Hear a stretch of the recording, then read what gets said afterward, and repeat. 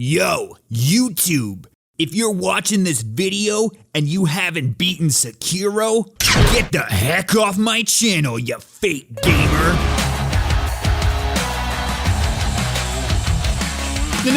No, wait, it was just a joke, come back, please, just subscribe to the channel. Whoa, opinions ahead. Well, now that we made that joke, I'll refrain from talking about difficulty too much for the remainder of the video. Sekiro Fight the Power is a very Dang it! In Sekiro, you are slicing, dicing, and cutting julienne fries, all for the low price of $99.99. This is the newest game by From Software, who are best known for their King's Field and Shadow Tower series. The game's about a shinobi who has a little Shota master who wants to freaking die, and so you normally blindly follow his command of...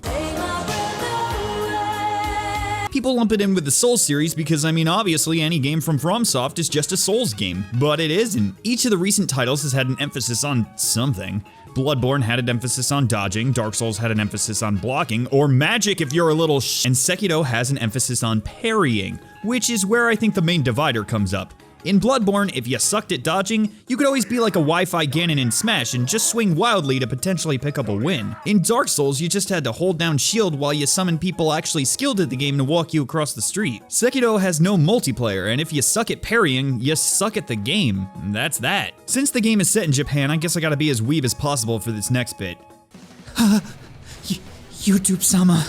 I know I said I wasn't gonna talk about difficulty. Well, now that we made that joke, I'll refrain from talking about difficulty too much for the remainder of the video. But it looks like I have no choice. Because I mean, really, how much more accessible can you get? This is honestly just a game journalist's dream. You can just run through everything, taking in the scenery at high speeds, which really lets you feel like you're Sekiro the Hedgehog. Now, you might be thinking, surely you can't just run past the bosses. You are right in that regard, but I mean, they don't even attack you. Some of them are just kind enough to defeat themselves for you.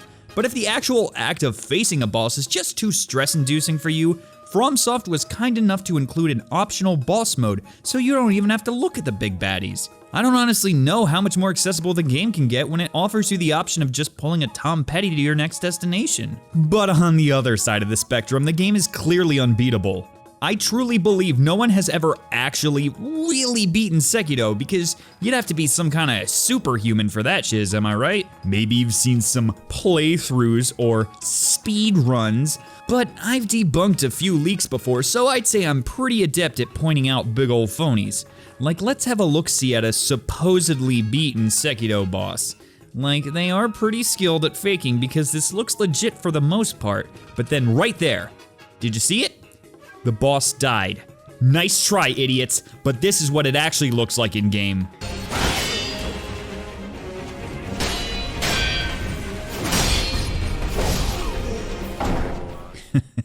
And you thought I wouldn't notice. But I mean, since clearly everyone is cheating, the game's pretty fun. I think some of the main problems people have is they try and play it like Dark Souls or Bloodborne, oftentimes relying too hard on blocking or sidestepping, which will just get your butt beat more times than you can count. Or it may sound weird, but they suck at rhythm games. Wait a minute, Sekiro isn't a rhythm game. I mean, true, it's not like when you play it's going... But battles do have a rhythm to them. Mashing is very easily punished. Your attacks should be limited to only a few blows for most bosses. The game will either click with you or it won't. It doesn't always happen right away either. For me, I really started getting better when I faced Kenichiro. That battle was just fantastic and really separated this game from other Souls titles. It was at that point that I started playing Sekiro like Sekiro rather than Bloodborne. The majority of bigger battles tend to be won by breaking posture, but beast characters for me were normally beat down via vitality. It's odd how satisfying combat is since there isn't too much variety. It tends to be a bunch of swipes and a bunch of clangs and then a satisfying shunk. You only get the Weeb Blade for your weapon, but you get some Shinobi Tinker Toys as well. But let's be real, you're probably really only gonna use the firecrackers. Since stealth is the main option of this game, 90% of your combat will be backstabbing a guy right after knocking over a pile of rubble, and having said stabbed man scream out in pain while his friend, that's 2 feet in front of him, continues to stare off into nothing.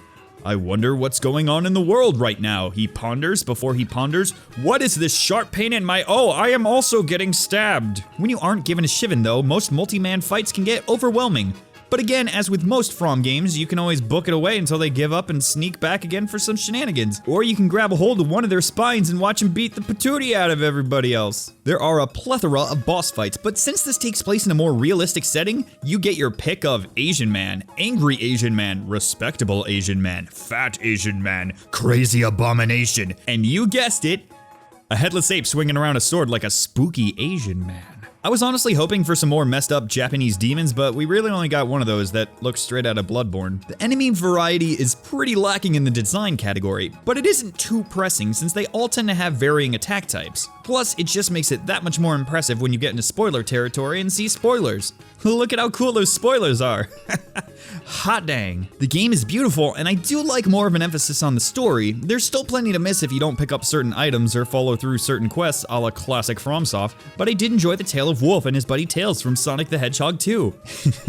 Get it? Because Tails couldn't die. A more realistic or feudal setting can be a bit of a letdown compared to some of the locales of other FromSoft titles. I think if it had more magical moments, it'd probably overtake Bloodborne as my favorite Soulsborne Kido game. Not that there aren't awesome moments like deflecting lightning and...